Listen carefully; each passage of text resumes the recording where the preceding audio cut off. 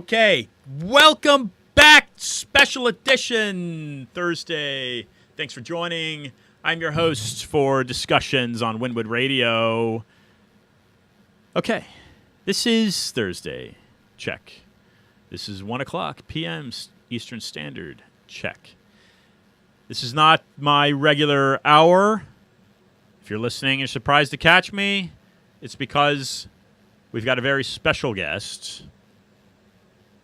Yesterday, I hosted Ellen Brown of the Public Banking Institute. It just so happens, if you didn't catch that episode, please go back. I think there were some technical difficulties on the website. Please go back and do so. IanTrottier.com. That's IanTrottier.com/radio. Just go .com's fine. Click on the radio tab.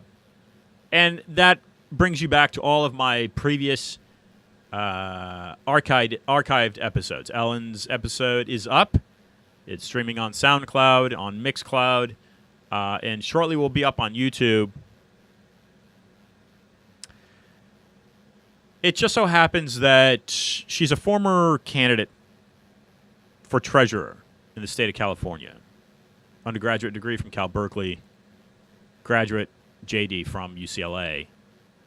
As she was studying alternative medicine, and she talks in that episode about a fellow that she helped that was from Louisiana, was being threatened and pressured, and so he went down to Mexico to practice.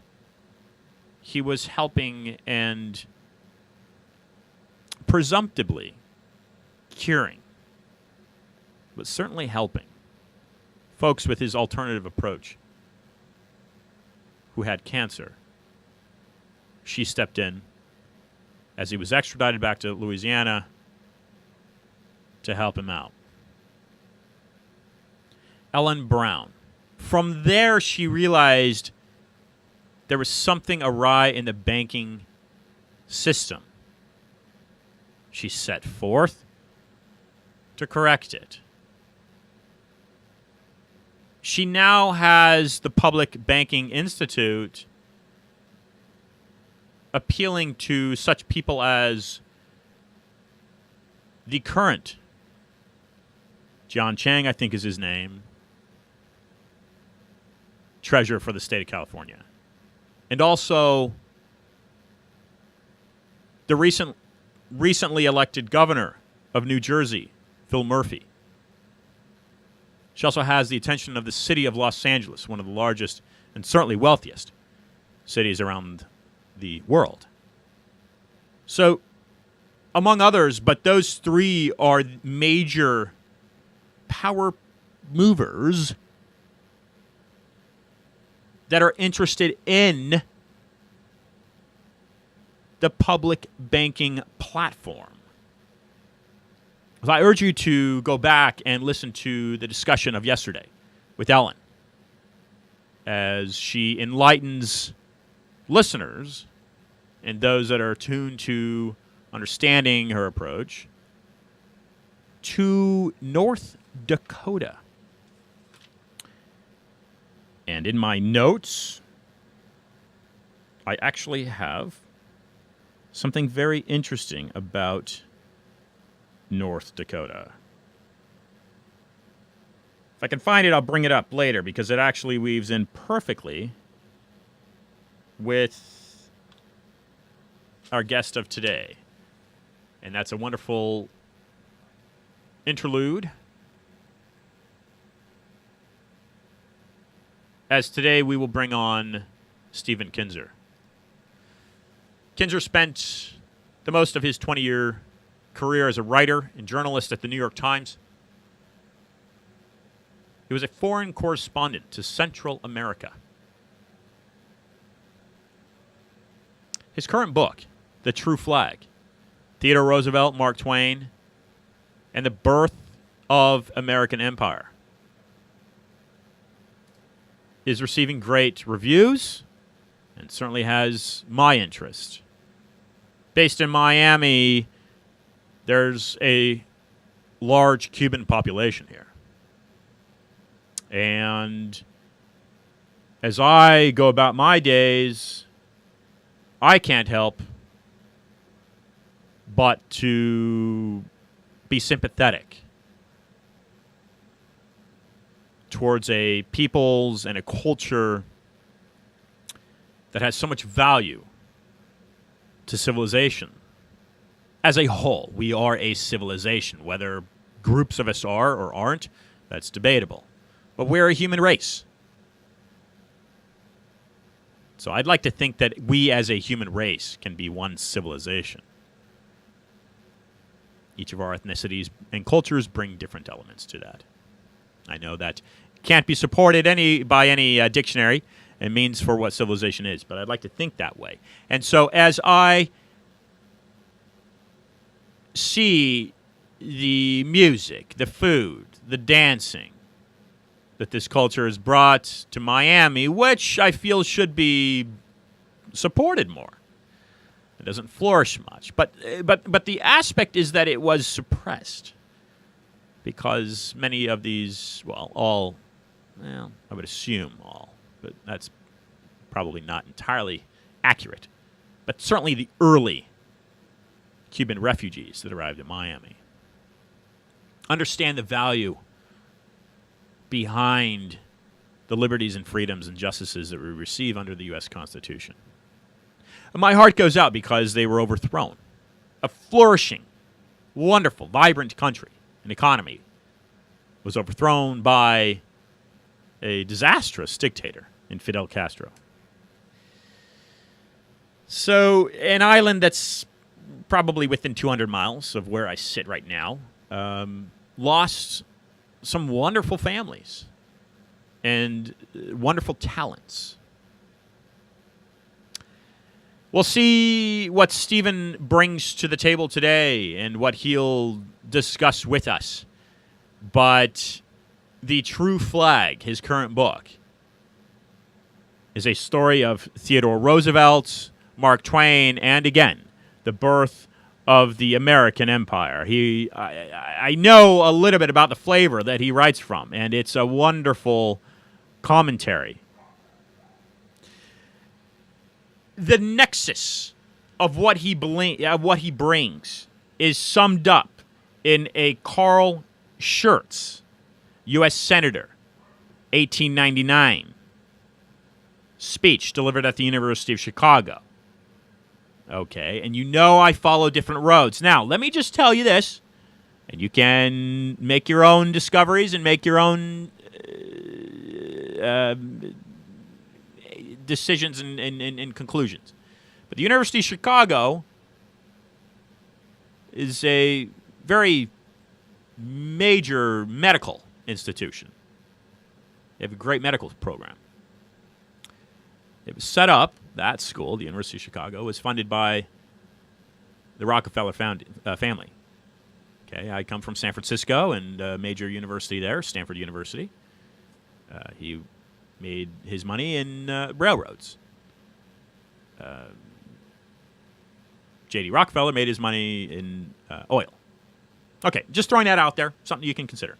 And I'm not giving you give you any kind of tune to what you might be considering. But let me now get into Carl Schurz and his quote. "Let us never cease to invoke the good sense, the honesty, and the patriotic pride of the people. Let us raise high the flag of our country, not as an emblem of reckless adventure and greedy conquest, of betrayed professions and broken pledges, of criminal aggression and arbitrary rule over subject populations, but the old, the true flag." Let me pause. Ask yourself, as an American, if you are an American, as a member of the human race, what is your true flag? Peace, happiness, love of all. So what's that true flag that founded the start of this great country, the United States of America? Continuing the quote.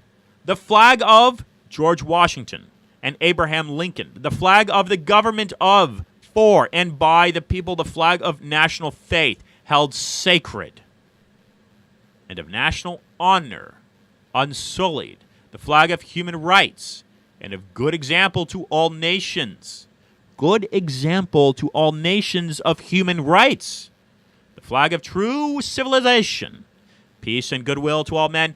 Under it let us stand to the last, whatever betide. That paragraph, that speech was delivered now well over 100 years ago. Yet it still pertains to our time, if not more so. It couldn't be more accurate, and it couldn't pertain more to our time. Trump, Clinton, Obama, Bush. The first thought that comes to my mind is reckless abandon, recklessness, reckless abandon of the true flag, reckless abandonment of the values, the human right, the values, the core of what this country was founded upon. Just my opinion. One of Stephen's past work, the brothers, John Foster Dulles, Alan Dulles, and the end of the title of this book might surprise you. And Their Secret World War. That's an interesting title to a book. It's quoted by the Wall Street Journal as being fluently written, ingeniously researched, and a thrillerish work of popular history. Okay. Now, remember, Stephen gave 20 years of his life to the New York Times. And he'll be on with us shortly to talk about his newest book, The True Flag. Next week is a wonderful topic. Now, I say next week, but yes, next week. This week, you received 2 discussions from me. And I thank you for tuning in. And I urge you to please, if you like what I talk about, if you like my substance, please share with a friend. Don't be shy. Let other people know what I'm doing. Support me if you want. And do whatever you like. But I strive to find topics that are squashed by the mainstream media and build them up. Smash. Struggle for Miami's affordable and sustainable housing. So we bring it local next week. And Adrian Madriz is bent on holding slumlords accountable. And this should echo everywhere, shouldn't it? Okay, so he'll join us next week on discussions. Following that, we're fortunate to welcome April Lejeune. She runs her own political show out of Colorado, I believe it is. She has roots in Kansas City. And we'll follow that up at the end of the month with, March 21st, Kevin Shipp. He is a former CIA agent.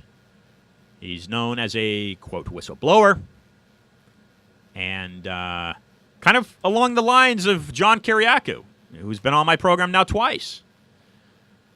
Hey, if there's something wrong in your government, if there's corruption, just like Senator Chris McDaniel out of Mississippi, previous guest on my program, if there is something awry, folks, whether it's your local level, your county, your state, national level, try to fix it. Thanks for tuning in. I'm your host, Ian Hamilton Trottier. You can follow me on Twitter. Follow me on Instagram. That's IANTROTTIER, both handles. I want to briefly thank the following for their contributions. Johnson, let me get his name correctly, pronounce the last name correctly. Johnson Sejulis. He is recently joined the show as a talented video editor. Okay, so I want to thank him for his contributions. I also want to thank Wise Food Company You can find them on my website. But if you don't have a food supply that could carry you in an event of a hurricane or an earthquake, you might check out Wise Food Supply and also Australia Insurance. Okay, these are people that have supported me, and I want to thank them. So, cutting to a break, I will return with Stephen Kinzer to talk about his newest book, The True Flag. Thanks for joining Wynwood Radio.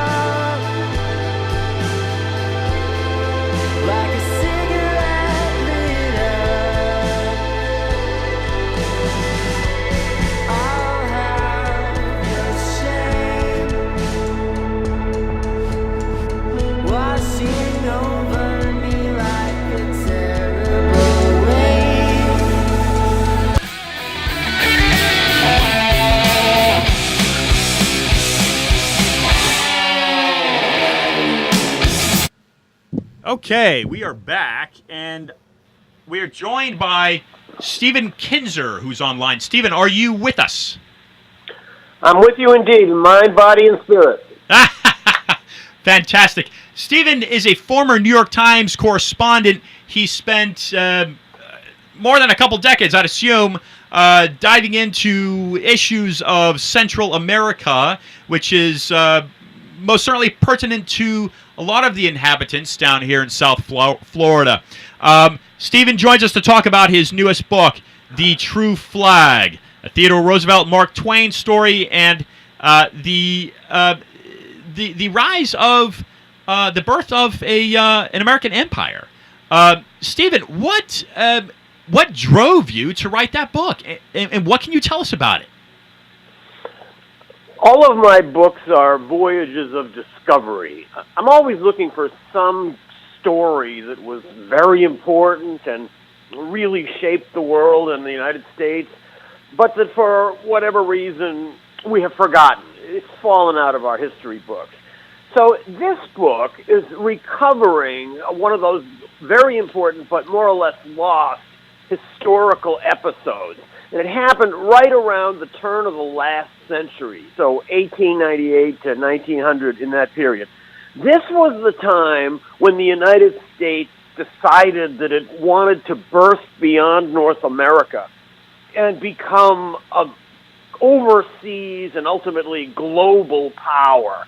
But what I had not realized when I learned about this period is that we didn't make this choice automatically. It wasn't just the logical next step. In fact, the entire United States was caught up in an enormous debate over whether this was a good thing, whether the United States would be benefiting from trying to begin taking colonies overseas and projecting its power violently into the affairs of other countries, or would that actually just bring new troubles on us, and should we not now concentrate on developing our own country? So every major political and intellectual figure in America took part in this debate. It had a climax in a long 32-day debate in the United States Senate. So all of this is the background to this great story, and the two characters who symbolize these different points of view are these marvelous characters, Teddy Roosevelt and Mark Twain. So Teddy Roosevelt was a great imperialist. He believed that poor people and non-white people could not rule themselves and that Americans had to come and rule them. Mark Twain hated this idea. He wanted the United States to support independence for people in other countries. And although they understood each other's popularity, so they didn't attack each other in public, Twain and Roosevelt actually detested each other, as we know from their private statements and their writings. So Twain said that Roosevelt was clearly insane and the worst disaster to befall our country since the Civil War. And Teddy Roosevelt returned the compliment by saying he would like to skin Mark Twain alive. And the subject of this debate that brought them to these extremes was this question of whether the United States should begin projecting its power abroad. It's still the central question of our foreign policy. Yeah, well, so I want to, I had no idea that Samuel Clemens, who uses the pseudonym Mark Twain, had any beef with Roosevelt, and I certainly didn't know that even Theodore Roosevelt had enemies within the U.S. Senate. But this is an interesting quote from Mark Twain, and it's written in 1901 for the North American Review, reprinted as a pamphlet by the Anti-Imperialist League. And so that was a big issue at the time that maybe you want to talk about. But Twain is quoted as saying, "And as for a flag for the Philippine province, it is easily managed. We can have a special one. Our states do it. We can have just our usual flag with the white stripes painted black and the stars replaced. And this is what blows my mind." Why would he say this? Maybe you can chime in on this. "By the skull and crossbones." It shows you the bitterness with which Mark Twain attacked the imperial idea. So I said earlier that my books are voyages of discovery. My biggest discovery in this book is that this debate ever happened, and that's the center of the book. But my next biggest discovery has to do with Mark Twain. So perhaps like you, I grew up with what I now realize is a partial or distorted view of Mark Twain. I always thought of him as Mr. Nice Guy. Everybody loves him. He's like your gentle grandfather, slightly dotty, but full of wonderful, funny stories. But actually, this isn't true. Mark Twain was a vituperative, bitter, outspoken anti-imperialist, as you just said by that quote saying that he wants to replace the stars in the American flag with skull and crossbones. So it's interesting to me that most of the quotes that are in my book that Mark Twain wrote during this period are absent from biographies and anthologies. This part of Mark Twain's career seems to be kind of whitewashed, or it's faded away. It's not taken advantage of. So I was happy to be able to rescue that. Twain was outraged at the American decision to seize the Philippines. So we we destroyed the Spanish fleet in the harbor of Manila in 1898, and Twain thought this was great because we had liberated the Filipinos from Spain. But then we decided instead of letting the Philippines become independent, we would take them. And we made the Philippines a province that produced terrible, savage slaughter in the Philippines, a major war between the U.S. Marines and Filipinos. That left about 200,000 Filipinos dead. It's a war that most Americans have forgotten about, but Filipinos, needless to say, have not. And in any case, Mark Twain was outraged at this, and he thought it was a betrayal of the Filipino people. Whereas Teddy Roosevelt said that he didn't believe the Filipinos could possibly rule themselves. And the idea of allowing them to become independent was absurd. So this was one of the bases of disagreements between those two. So Twain condemned all efforts by Western nations to carve up the non-Western world, and this is a quote. He wrote of the Boxer Rebellion against Europeans and Americans in China. He declared, quote, "My sympathies are with the Chinese. They have been villainously dealt with by the surpetred, if I pronounce that word, thieves of Europe, and I hope they will drive all of the foreigners out and keep them out for good. So not only is it the Philippines, but regionally, and a past guest I've had on my program, Stephen, is Alfred McCoy. And Alfred, I don't know if you're familiar with who he is, but he's got his PhD from Yale, and he got a knock on his door after getting back from Southeast Asia and collecting what his research and his thesis for his doctorate, and the knock is from the CIA. And they say, Alfred, you hand over your papers. You can't publish this. So he took him to court, and so what he's getting into is certainly the opium trade. But I don't know if you have any comments in regards to that. And then also, hey, you're knocking on China's door. If you're in the Philippines, you're knocking on this burgeoning empire. You're knocking on the Chinese door. You're absolutely right. So I've gone through the full debate in the U.S. Senate that talks about this question of why we would need the Philippines. And one of the big reasons is it's going to open up the China market to us. So the sequence of events that led to the debate was this. Essentially, we got involved in the Spanish-American War because we were angry at the way the Spanish were treating people in Cuba. Okay. We were outraged by articles that William Randolph Hearst and others published to try to whip up circulation in New York. Yellow journalism. Then, in order to prevent the Spanish fleet from attacking the U.S. mainland in revenge for us being at war with them, we sent Admiral Dewey to the Philippines to destroy the Spanish fleet, which happened to be there at that time. Then we had this sudden moment, what are we doing in the Philippines? The Americans had no idea even where the Philippines was, and we didn't know what to do with it. Yeah. Finally, it was decided we should take it as a colony. And that's what started this enormous debate. A treaty was imposed on Spain by which we would take the Philippines. And the U.S. Senate had to ratify this treaty. That was the source in the beginning for this 32-day debate where you really see for the first time all the great themes of American foreign policy. This is the mother of all debate in American foreign policy. All the themes that we debated when we decided whether or not we should be involved in Vietnam or in Nicaragua or in Iraq all come up in this debate first. The only difference is that the senators were so much more articulate then.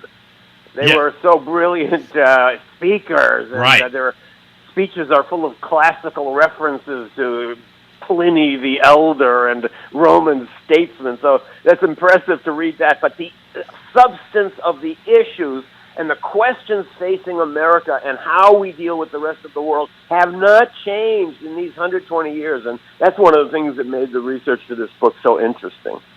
So in your 20 years at the New York Times, you dived into Central American culture, politics. What do you take away from that after 20 years?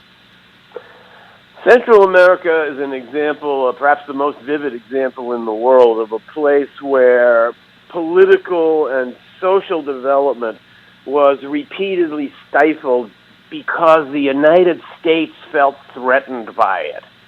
Right after the Spanish-American War, this period we were talking about, so right around 1900, and from then on, the United States essentially decided that the Caribbean would be an American lake, and that all countries that had any shoreline lapped by the Caribbean should be submissive to the United States.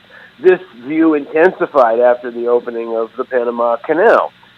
Every time a government in Central America tried to assert independence, the United States saw that, sometimes correctly, as an attempt to break away from the American sphere of influence. And we didn't tolerate that. So our desire to maintain our geopolitical position in the Caribbean basin was something that we considered more important than promoting just social or economic structures inside those countries. Many times nationalist movements emerged in Central America that the United States saw as threatening.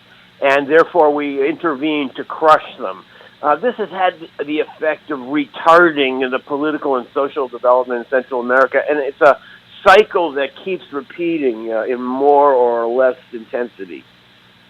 So you've got, I'll repeat this quote because you've got a great quote. The effects of U.S. intervention in Latin America have been overwhelmingly negative. They have had the effect of reinforcing brutal and unjust social systems and crushing people who are fighting for what we would actually call American values. In many cases, if you take Chile, and this is your quote, Chile, Guatemala, or Honduras, for example, we actually overthrew governments that had principles similar to ours and replaced those democratic, quasi-democratic, or nationalist leaders with people who detest everything the United States stands for. So it's almost like a catch-22. Have we gone into these? A previous guest I've had on the program is John Perkins. He was contracted by the CIA, and have we kind of gone into these countries and I'll just throw this out there and see what you think. Yeah, have we gone in maybe and done some of the dirty work of other people that also speak a language that we shared mutually, but really for kind of their special interests, but not necessarily for what we stand for, the true flag of this country? I think the Americans were pretty easy to read by the leaders of Central American and many Caribbean countries.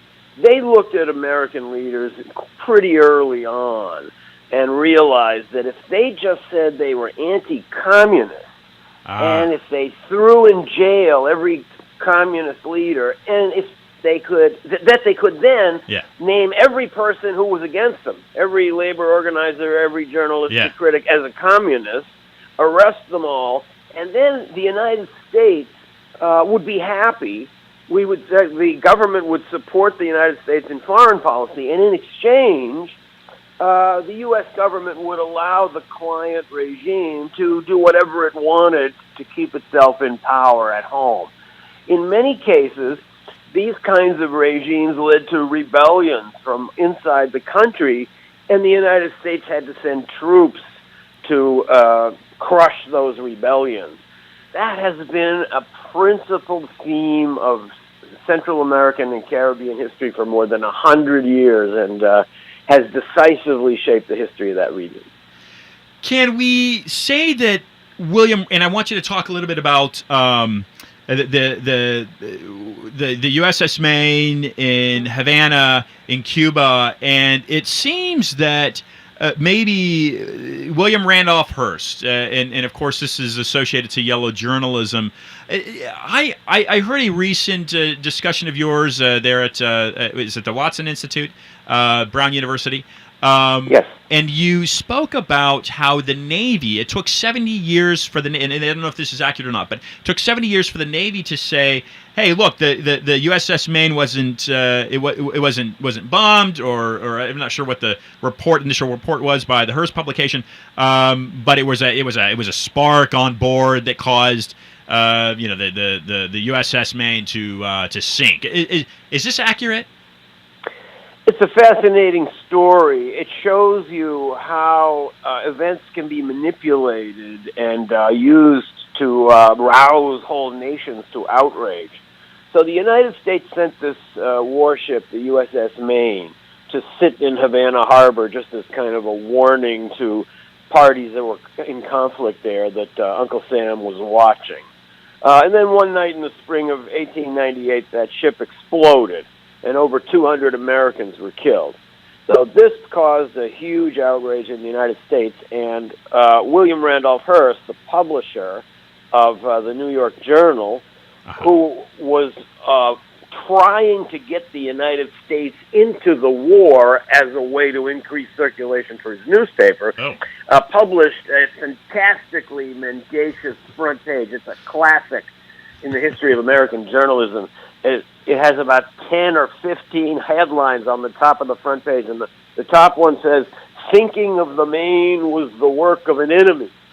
And the front page is dominated by a drawing that shows the Maine at anchor, and there you can see where the depth charges have been attached to the main's hull underneath the water line, and you can see the cables leading to the shore under the water, where the Spanish bombardiers could push the plunger and blow up the ship.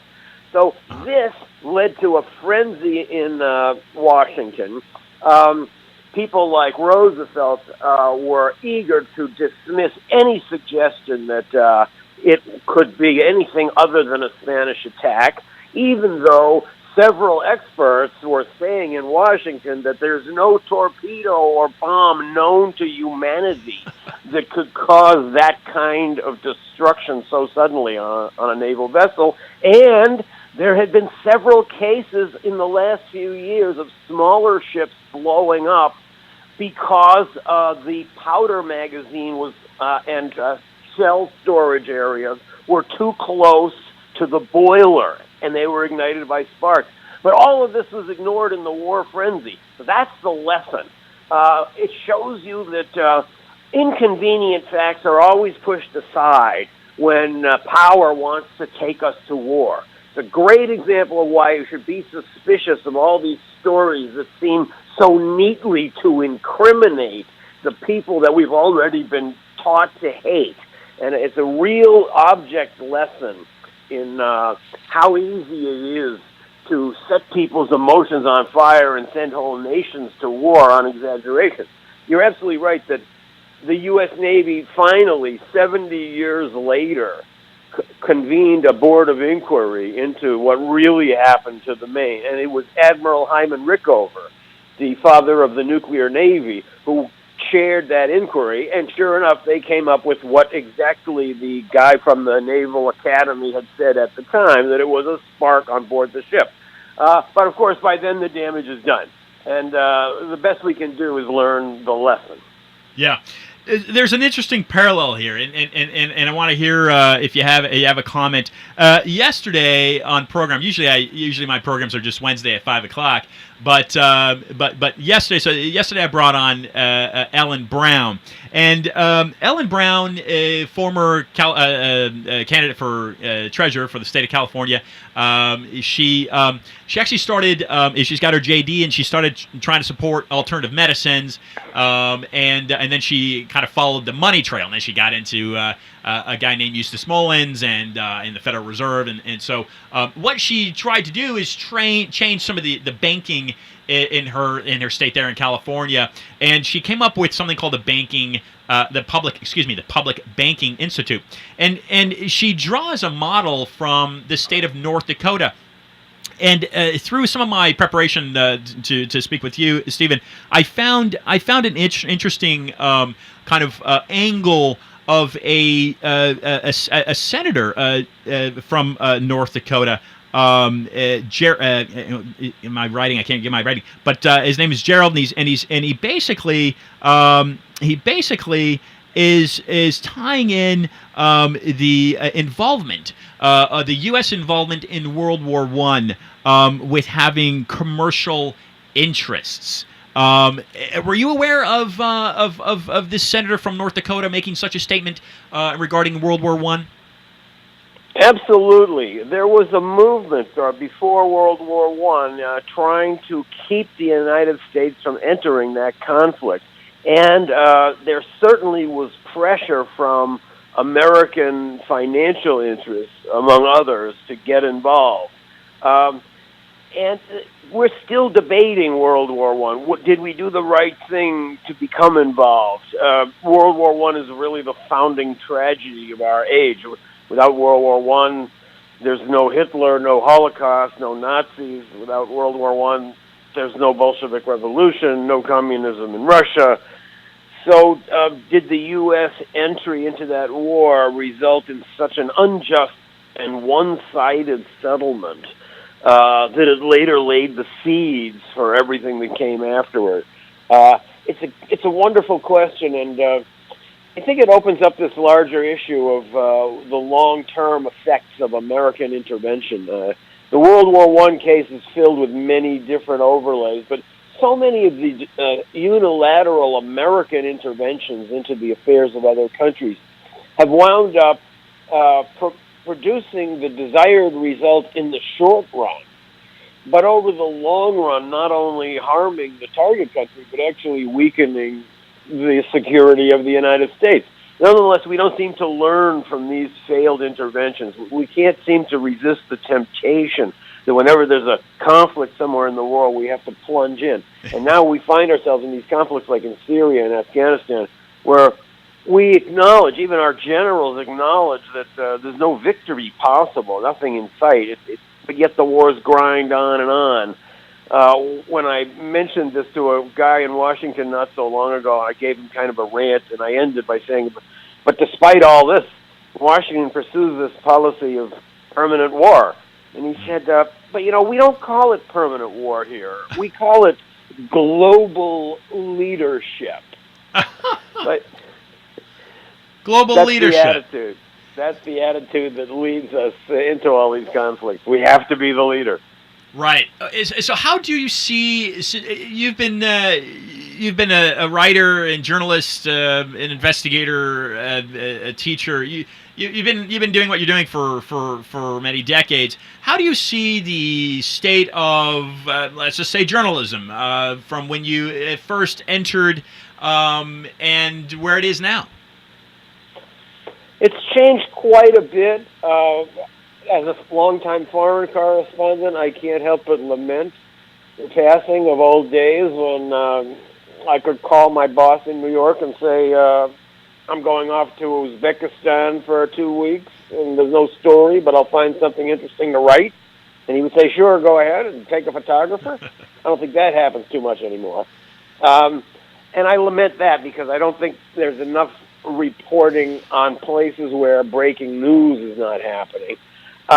Naturally, the larger news organizations have reduced their coverage, in many cases ended their coverage of international news from their own sources.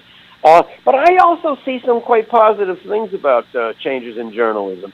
First of all, although the way that news is being delivered is changing quite rapidly and will continue to change in ways that we can't even predict, I don't think they're ever going to be able to replace the journalist.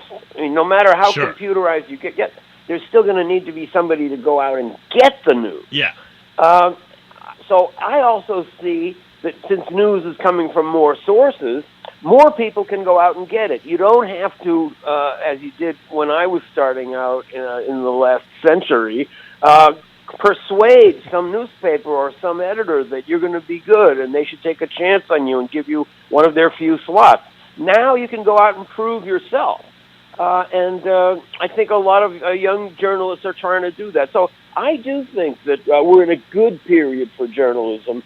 And the tools available to journalists now for journalistic research are so much wider and more productive than what used to be available in the typewriter era.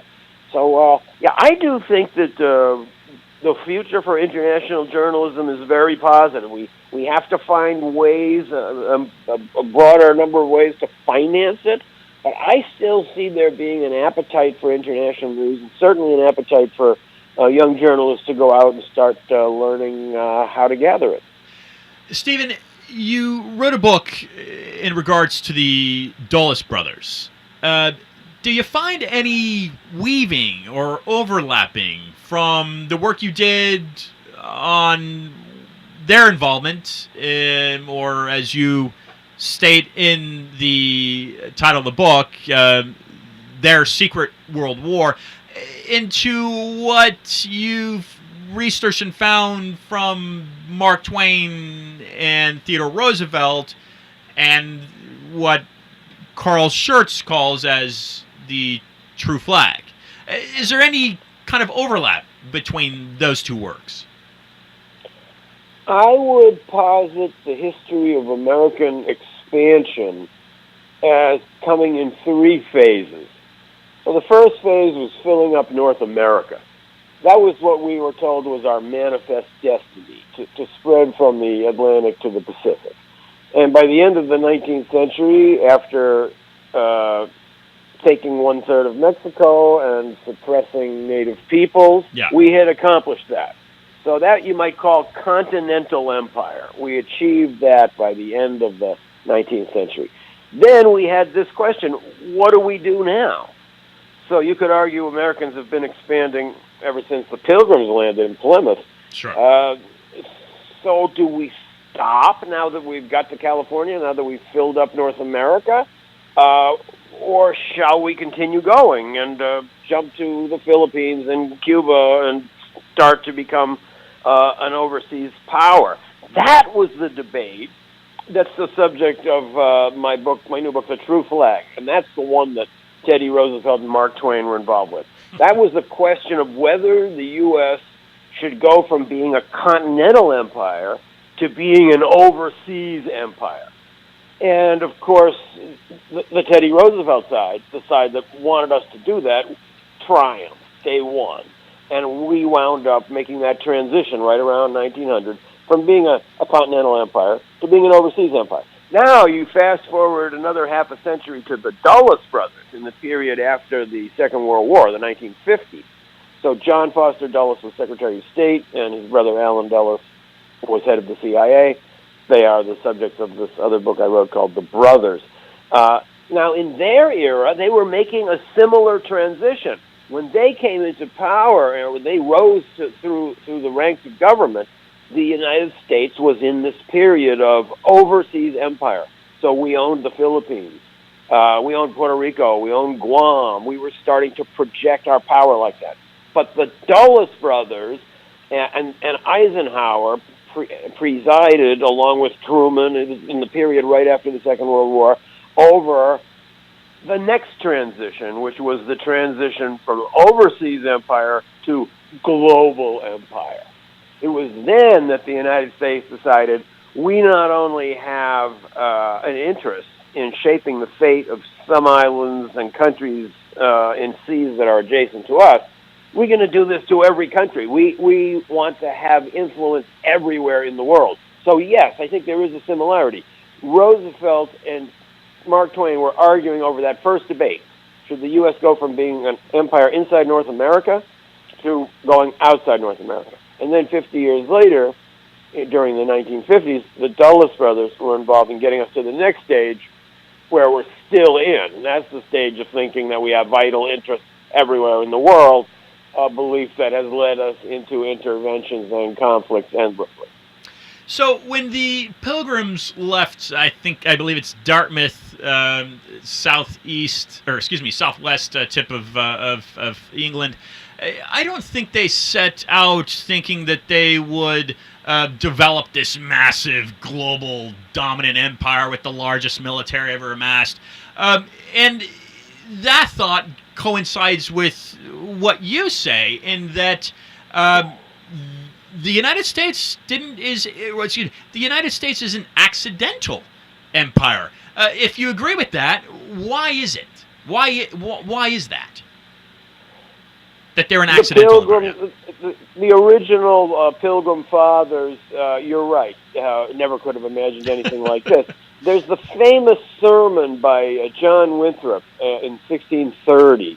He says, speaking about the group of Europeans now establishing themselves in Boston, we shall be as a city upon a hill, and the eyes of all people are upon us. Now, we're still arguing about what he meant. So, did he mean that we are going to go out into an ungodly world and we're going to redeem it? We're going to make it right. Yeah. Or did he mean the opposite? We are going to build our virtuous society at home and not bother anyone else. And because our society is good, others will emulate it if they want. So one is the idea of intervention and imperial power and global leadership. The other would be the more prudent and restrained view of American power. So this debate is still going on. Other countries, for largely commercial reasons, plotted out their imperial expansion. That's what the Dutch did when they established First East India Company, and the British, and the Spanish, and the French, and the Belgians. The United States found itself, essentially by accident, controlling this place called the Philippines, which we knew nothing about. And then we had to make a decision. We were caught up in the frenzy of conquest and victory, and the moment was so captivating that the United States, after an intense debate, decided that we would pursue this course. But that's what I mean by saying it was an accidental empire. It wasn't plotted out. Had the Spanish fleet been somewhere else, like in Spain or in Cuba, we never would have dreamed of taking the Philippines. That had nothing to do with the Spanish-American War. It was all about Cuba. So that just floated into our lens by accident. One thing led to another, and we woke up in a very short time, in the space of less than a couple of months, with a chain of colonies stretching from East Asia to the Caribbean. Yeah, I recently went down to a place called the Dry Tortugas, which is about 90 miles to the west of Key West, and it's dry because there's no fresh water. The British had put it on the map as being Dry Tortugas, but there Fort Jefferson was amassed starting, I think, in the 1810s to just build this massive kind of fortress that has over 500 cannons and could basically wipe out any approaching armada. And I think I think there's some Mark Twain Mississippi River issues going on here, but historically I find that very interesting. Bringing things today, so you are proud Americans. We love our country. We've got a wonderfully powerful country, and it's a very strong economy. We've got such great, the inventions, the telephone, the TV. We've got the internet. We've got great schools. We're a very, very fortunate country and persons. But yet we've got such divide, and we've got such turmoil. Regardless of the side, Trump, Clinton, Obama, Bush, Gore. We've got such turmoil, really, and it even trickles down to some of our beloved entertainment figures like Kaepernick, taking a knee and not wanting to support and salute the flag. What are your comments in regards to that? Mark Twain really would have had a field day with this kind of a situation, because he too was being accused of being unpatriotic. He had a famous moment when he was asked to be one of the Toastmasters at a dinner for Winston Churchill. Twain was a great raconteur, so he was always being asked to give little after-dinner speeches.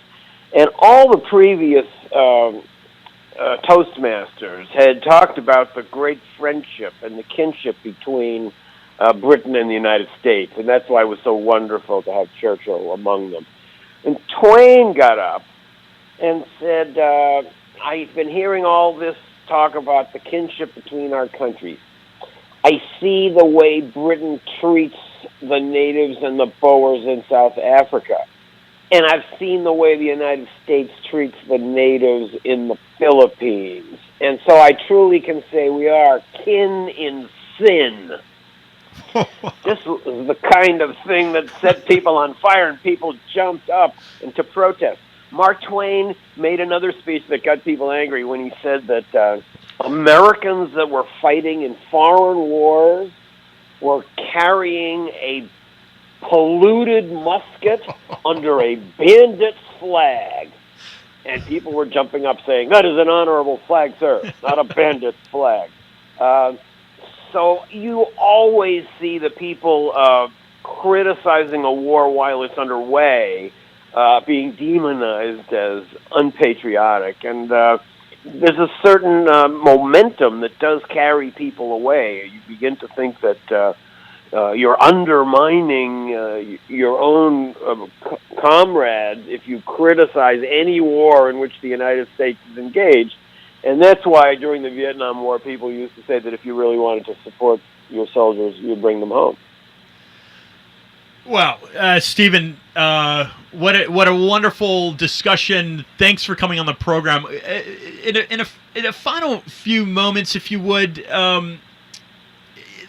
this seems like such a wonderful masterpiece that you've crafted for us here, and there's so much we can gain and use in our everyday lives. But what are your closing comments? What would you like listeners to go away with? Whether it's one way or the other, the fact of the matter is the notion of manifest destiny, whatever it may be. We've got a great spirit in this country, and anyway, with what are your closing comments? What would you like listeners to walk away with? Ever since the period that I wrote my book about, the period of around 1900, the United States has been lured by this temptation to get involved in foreign conflict. We like to think of ourselves as, in the words of Madeleine Albright, the indispensable nation. We stand taller and we see further than other countries. In many ways, we think that we know what's good for the world better than the world itself knows. So with this kind of arrogance, we project ourselves into conflicts that we really don't understand and that over the long run are not good for us. So I'd like to see the United States take a more restrained view and not believe that we have vital interests everywhere. Don't feel that we need to jump into every conflict. Let's try to be a little more restrained, a little less promiscuous, not be getting ourselves involved in wars that go on forever. It's not the natural state of countries to be at war all the time. We're falling into that state. We shouldn't be doing that. We should be looking for ways to extricate ourselves from our foreign military conflicts, not ways to find new ones and intensify the ones in which we're already involved. Stephen, thank you so much for your time. Thanks for joining Winwood Radio. It's been a pleasure and an honor. Please keep up the wonderful and great work that you do. I'll be back in touch after the next book. Okay. Bye. Okay, thank you. Ladies and gentlemen, Stephen Kinzer. Wow. I mean, that was awesome. If what I'm doing echoes and reverberates,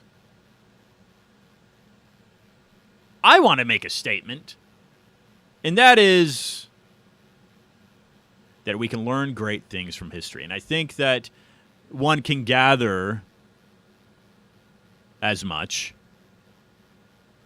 from Stephen's closing comments. Look, debate is great. You've got Mark Twain, who, like Kinzer said, he's just this happy, curly-haired guy rocking on his porch, smoking a cigar. That's kind of the image that I think most Americans have of Mark Twain. Certainly one that I had as well. I shared that with Stephen. Yet, whoa, he's got these real nasty comments. And as for the flag for the Philippine province, it is easily managed. We can have just our usual flag with the white stripes painted black and the stars replaced by the skull and crossbones. I had no idea that Mark Twain had written such a thing. I mean, he attacked Theodore Roosevelt. That is healthy. That is healthy for any republic, or any civilization, government with democratic values. I'll be right back to close out the show. Thanks for joining Winwood Radio. This has been Discussions. I'm your host, Ian Trottier. Follow me on Twitter. Follow me on Instagram. I'll be back after a short break.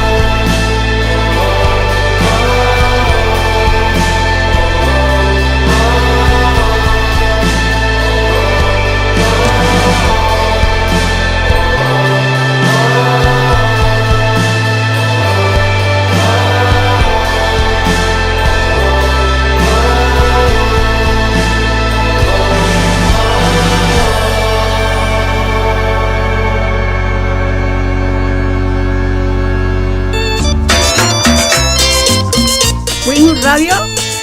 Oí, Yanni, ¿se oye allá? A ver, vamos a ver. Wynwood Radio, la mejor emisora de Wynwood en la Florida. ¡Wow!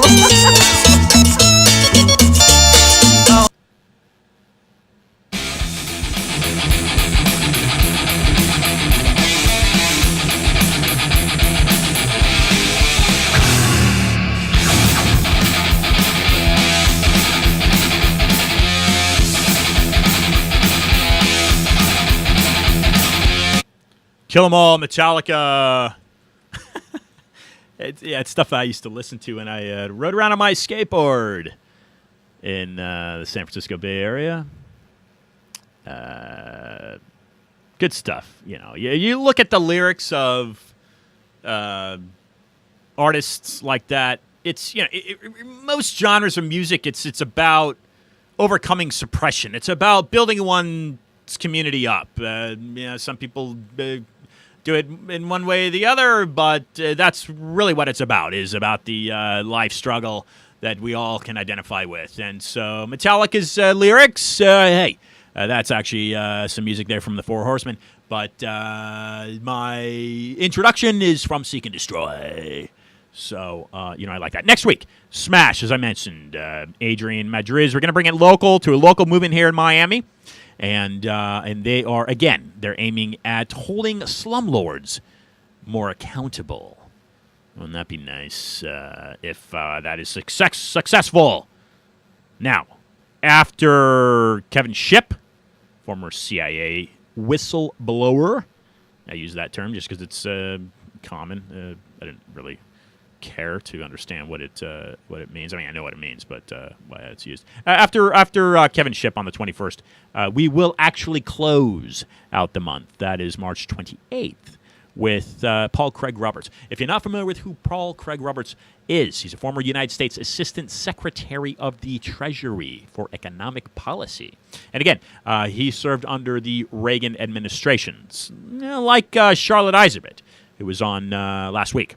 Okay, he's going to talk about one of his books, and that was, we're going to go in the 9/11 angle again, how America was lost from 9/11 to the police warfare state. So some pretty intense analysis at the economic policies, former and most likely current of the United States. Now, Paul is a PhD, he got his PhD from the University of Virginia, and he's a former fellow, possibly current, but certainly a fellow of economics at the University of Oxford.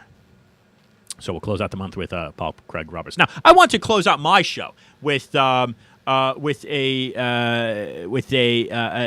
snippet from that Carl Schurz speech that serves as a catalyst, if that's appropriate use of the term, for Stephen's book, The True Flag. the snippet from the speech, again, it was delivered to the University of Chicago, says, no, we cannot expect that the Puerto Ricans, the Cubans, the Filipinos will maintain orderly governments in Anglo-Saxon fashion. Now, I'm going to segue because coming from San Francisco, very diverse. I wasn't privy to a term until I had arrived in South Carolina, and that was prior to my arrival here in Miami about 5 years ago. The term is a WASP. I wasn't familiar with what that term was. But anyway, so if you're not sure what that is, you can write me. I can explain it. Anyway, but it has to do with the Anglo-Saxon ethnicity. I think it's a right angle to conclude that out. Okay, so the quote continues by Carl. But they may succeed in establishing a tolerable order of things in their fashion. As Mexico. Ever been to Mexico? I love Mexico. Mexico's like, it's got so many treasures. I just love that country. I love the food. I love the culture. I love the people. I love Mexico. But that's because I lived there for a couple years and I understood what they were all about. Prior to that, I didn't have the appreciation for it. Stephen asked that we be all more tolerable, and certainly from a government standpoint, not quick to action. There's things we can learn and appreciate from other cultures, and okay, fine, broaden it into civilizations. The quote ends with, after many decades of turbulent disorder, succeeded at last under Porfirio Diaz, this is Mexico, and having a strong and orderly government of her kind, not indeed such a government as we would tolerate in this union, but a government answering Mexican character and interests, and respectable in its relations with the outside world. Beautifully worded. As every civilization, and you look at the turmoil that's going on in Venezuela, my heart goes out to it. I do car sharing, so I speak in Miami, so I'm always giving rides, a lift and whatever. I'm always finding people from other countries. And in Miami, it's Argentina, Brazil. And these people are coming here because their governments are corrupt and falling apart, and they have to drive in cars that are bulletproof. I mean, they're driving cars to the grocery store and to work in bulletproof glass. This is the life that some of these other people are living in these other countries.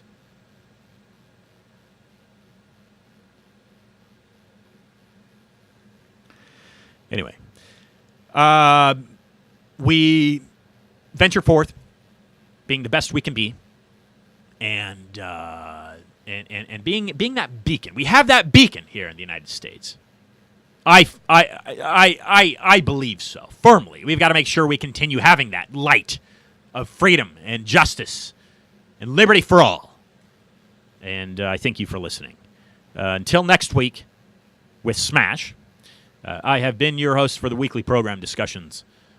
You're tuned into Winwood Radio, and I leave you with this phrase. Folks, be awesome.